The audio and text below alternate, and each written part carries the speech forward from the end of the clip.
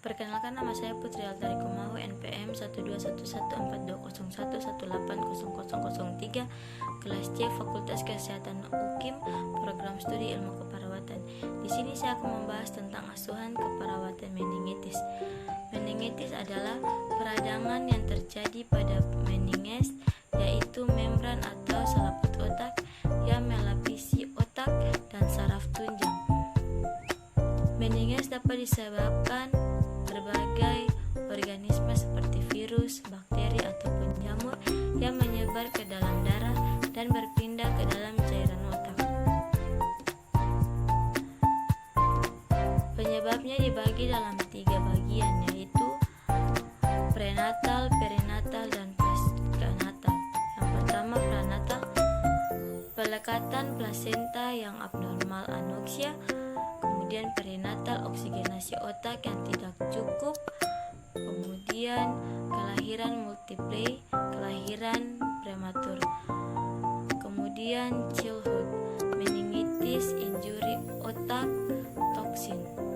Patofisiologi, adanya malformasi pada otak, penyumbatan pada vaskuler, atrofi, hilangnya neuron, dan degenerasi laminar akan menimbulkan berat otak rendah. Anoksia merupakan penyebab yang berarti dengan kerusakan otak. Tipe disgenetik disebabkan oleh kernicterus dan penyakit hemolitik pada bayi baru lahir.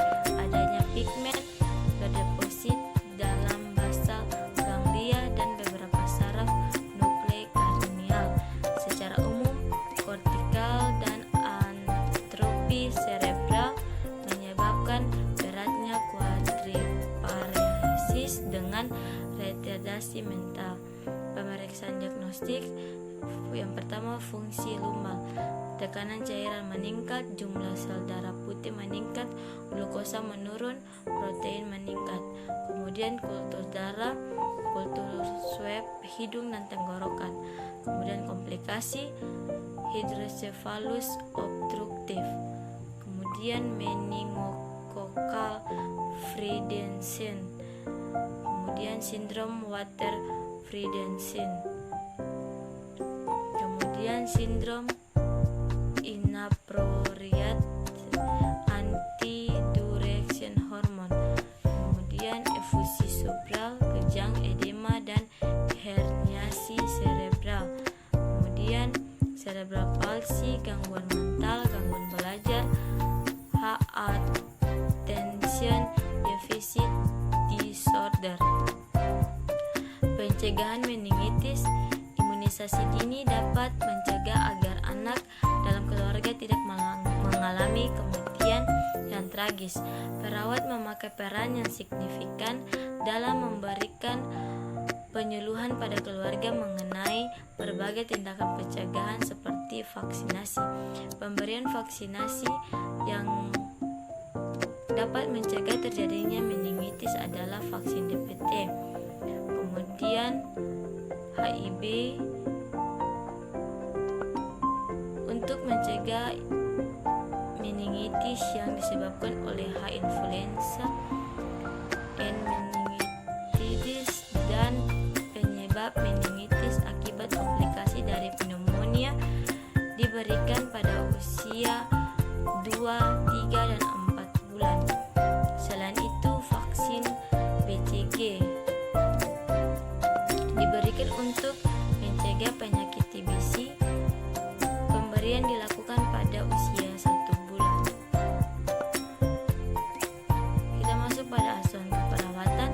Anak C berjenis kelamin perempuan berusia 7 tahun datang ke rumah sakit, diantarkan oleh ibunya dengan keluhan demam selama 2 minggu, kejang seluruh tubuh sejak 6 jam sebelum masuk rumah sakit, frekuensi 1 kali, lamanya 10 menit, dan mengalami penurunan kesadaran setelah kejang.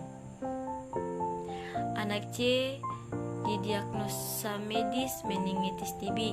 Riwayat kesehatan sekarang yang didapatkan pada saat pengkajian, anak C mengalami penurunan kesadaran, tampak lemah, dan nafas sesak.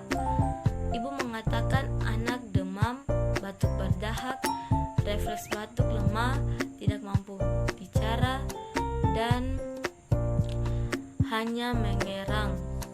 Sedangkan riwayat kesehatan dahulu, anak C sering mengeluh sakit kepala, kemudian dibelikan obat di warung, namun sakit kepala tidak hilang. Pasien juga mengalami demam selama 2 minggu. Badan sudah tampak kurus sebelum masuk ke rumah sakit dan tidak ditimbang. Pasien memiliki riwayat kontak dengan penderita TB, yakni adalah kakaknya. Kemudian menderita TB selama 2,5 tahun dan sudah mendapatkan obat. Anak C tidak memiliki riwayat trauma kepala dan riwayat keluar cairan dari telinga. Hasil pemeriksaan fisik didapatkan data GCS 9, tekanan darah 110/70 mmHg, nadi 87 kali per menit. Kemudian suhu tubuh 37,8 derajat Celcius, respirasi 30 kali per menit.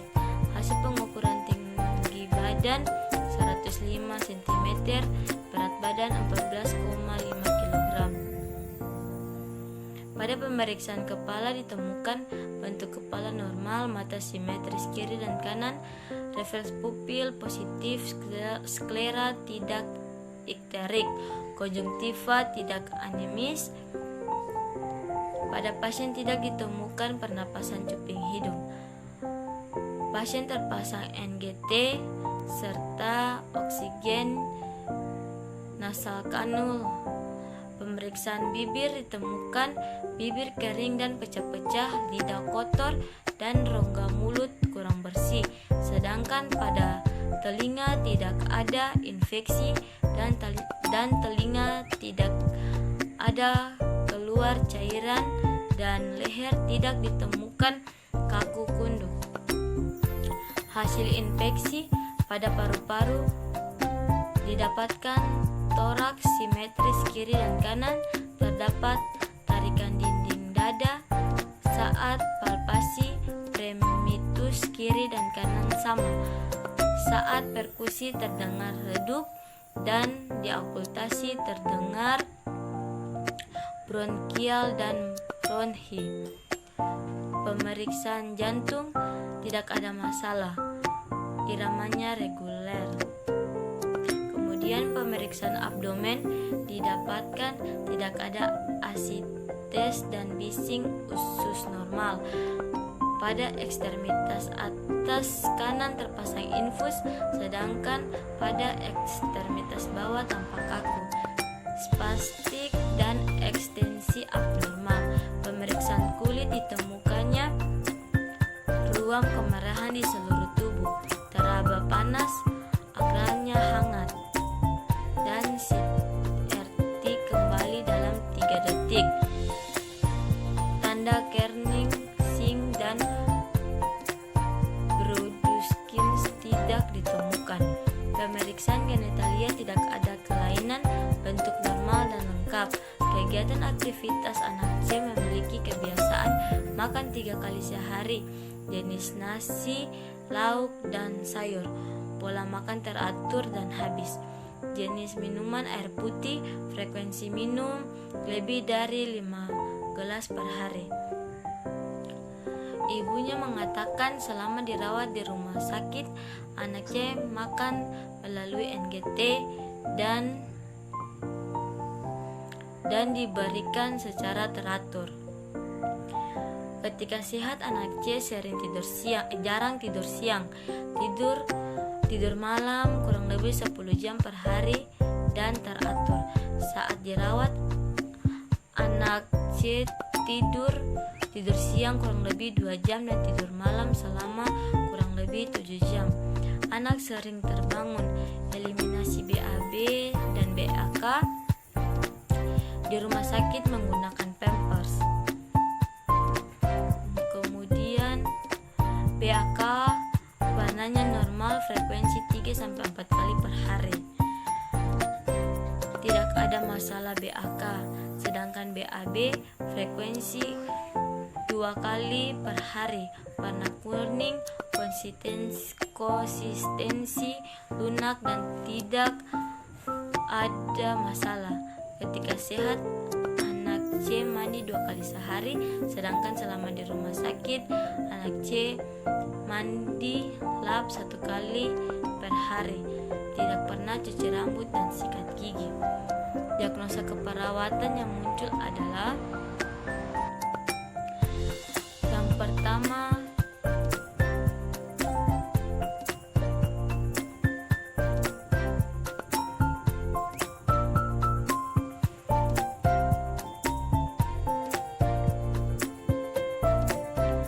risiko ketidakefektifan perfusi jaringan serebral berhubungan dengan proses inflamasi di selaput otak dengan data subjektif. Ibu mengatakan anak demam, batuk berdahak, refleks batuk lemah, tidak mampu bicara dan hanya mengerang.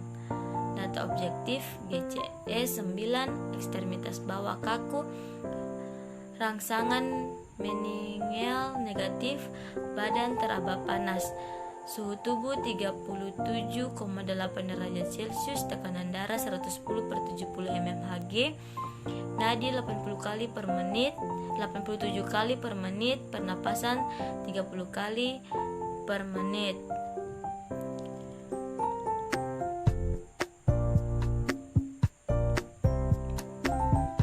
Kemudian yang kedua, ketidakefektifan bersihan jalan nafas berhubungan dengan penumpukan sekret di jalan nafas.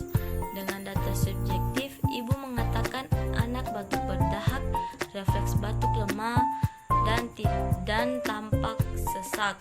Data objektif, terdapat tarikan dinding dada saat aukultasi, terdengar bronkial dan roksi, tekanan darah 110/70 mmHg, pernapasan 30 kali per menit, suhu tubuh 37,8 derajat Celcius, nadi 87 kali per menit. Dan kemudian hipertermi berhubungan dengan peningkatan laju metabolisme. Dengan data subjektif, ibu mengatakan anak demam dan badannya panas. Data objektif, kulit pasien teraba panas, tekanan darah 110/70 mmHg, pernapasan 30 kali per menit, suhu 37,8 derajat Celcius. Kemudian intervensi keperawatan berdasarkan masing-masing diagnosa telah dirumuskan. Maka dibuat intervensi keperawatan sebagai berikut. Yang pertama, rencana keperawatan untuk diagnosa pertama, ketidakefektifan perfusi jaringan serebral berhubungan dengan proses inflamasi. Tujuannya mencegah peningkatan TIK dan terjadinya kejang. Intervensinya adalah terapi oksigen dengan aktivitas periksa mulut, hidung, dan sekret trakea. Pertahankan jalan nafas yang paten, berikan oksigen sesuai kebutuhan, monitor aliran oksigen. Kemudian manajemen edema serebral dengan kegiatan monitor tanda-tanda vital, monitor status pernapasan, monitor karakteristik cairan cerebrospinal, warna, kejernihan, konsistensi. Kemudian berikan anti kejang sesuai kebutuhan. Dorong keluarga atau orang yang penting untuk bicara pada pasien dan posisikan tinggi kepala 30 derajat atau lebih.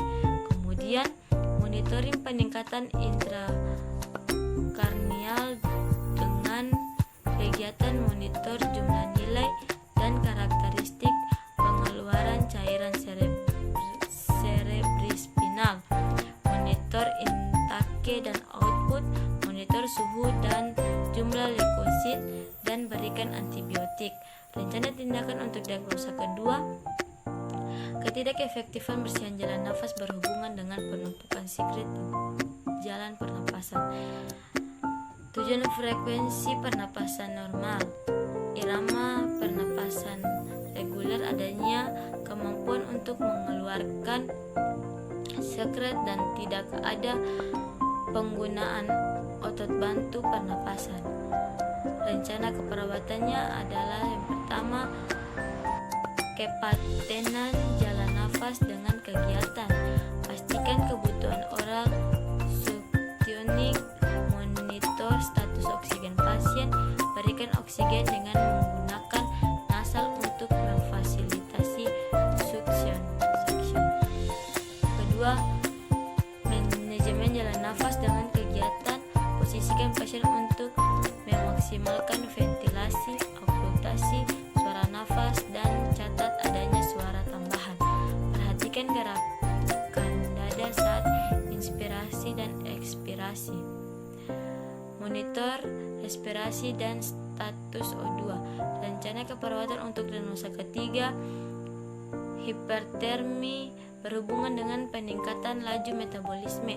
Tujuannya pernapasan pasien normal, tidak terjadi perubahan warna kulit, mencegah terjadinya kejang dan sakit kepala. Intervensinya adalah yang pertama, perawatan demam dengan aktivitas, pantau suhu dan tanda-tanda vital lainnya. Monitor warna kulit dan suhu, diberikan obat atau cairan, berikan oksigen yang sesuai dan turunkan suhu tubuh dengan kompres air hangat. Kemudian mengatur suhu dengan aktivitas, monitor suhu setiap 3 jam sesuai kebutuhan. Monitor dan laporkan adanya tanda gejala hipotermia dan hipertermia. Tingkatkan intake cairan dan nutrisi adekuat dan berikan pengobatan antipiretik sesuai kebutuhan. Implementasi keperawatan. Implementasi yang dilakukan pada pasien selama pengelolaan kasus adalah sebagai berikut. Untuk diagnosa pertama, risiko ketidakefektifan perfusi jaringan cerebral berhubungan dengan proses inflamasi. Tindakan yang dilakukan mengatur posisi kepala 30 derajat arah ke belakang, memberikan oksigen nasal kanul 2 liter, monitor alirannya, mengukur dan memonitor tanda-tanda vital. Kemudian menganjurkan keluarga untuk bicara pada pasien, menghitung dan mencatat jumlah masukan dan pengeluaran NGT, cairan infus BAB dan BAK, dan berikan terapi obat diazepam 3x1, prednison 3x1, luminal 2x1. Setelah dilakukan tindakan dapat hasil GCS 9, pasien tampak sesak, terpasang oksigen nasal kanul 2 liter, aliran lancar, suhu 38,4, nadi 93 kali per menit, pernapasan 30 kali per menit.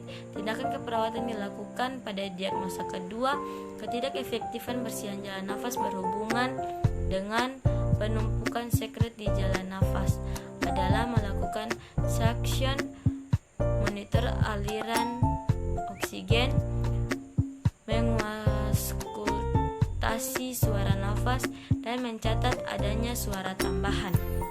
Mempertahankan gerakan dada saat inspirasi, ekspirasi, dan memberikan terapi obat rifamycin 1x225 mg, kemudian etabutol 1x200 mg, dan ambrosol sirup. Kemudian lakukan tindakan yang dapat hasil sekret di jalan nafas sudah berkurang, pasien masih sesak, tarikan dinding dada masih ada, tampak penggunaan otot bantu pernapasan. Suhu 38,4. Kemudian tindakan yang dilakukan untuk mengatasi diagnosa hipertermi berhubungan dengan peningkatan laju metabolisme.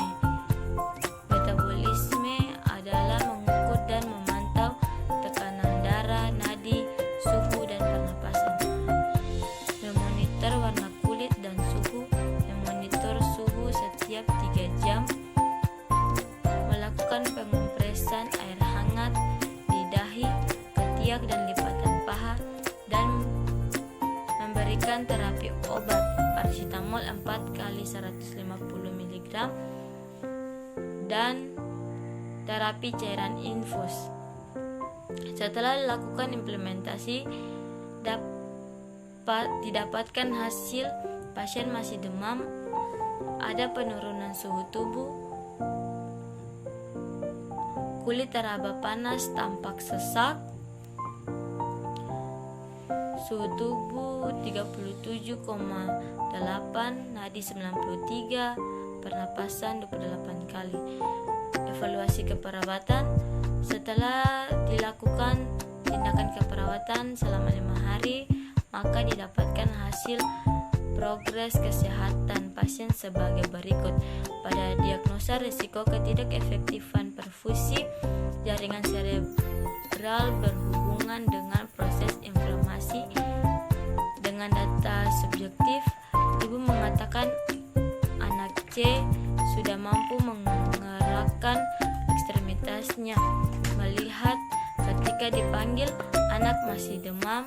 Data objektif GCS 11, kulit teraba panas, terpasang oksigen binasal 2 liter dan lancar, intake 1500 cc, output kurang lebih 1300 cc.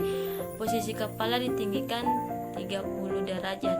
Masalah teratasi sebagian karena semua kriteria hasil dan tujuan belum tercapai sepenuhnya. Terjadinya peningkatan kesadaran fungsi sensorik dan motorik kranial, orientasi kognitif dan sakit kepala, sehingga semua intervensi masih dilanjutkan. Evaluasi pada diagnosa ketidakefektifan bersihan jalan nafas berhubungan dengan penumpukan sekret di jalan nafas. Didapatkan data subjektif, ibu pasien mengatakan sesak pada anak sudah berkurang. Data objektif tampak penggunaan otot bantu saat bernafas. Tarik dinding dada sudah tidak ada, sputum masih ada. Frekuensi pernapasan 28 kali per menit, suara nafas bronkial. Masalah belum teratasi sehingga intervensi dilanjutkan.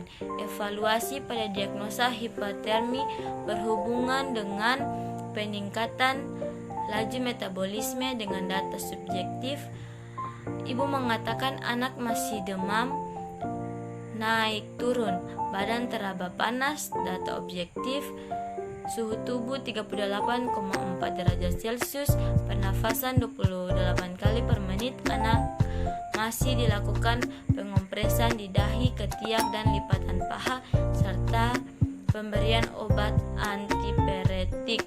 Masalah belum teratasi, semua intervensi dilanjutkan. Sekian dan terima kasih dari hasil presentasi saya.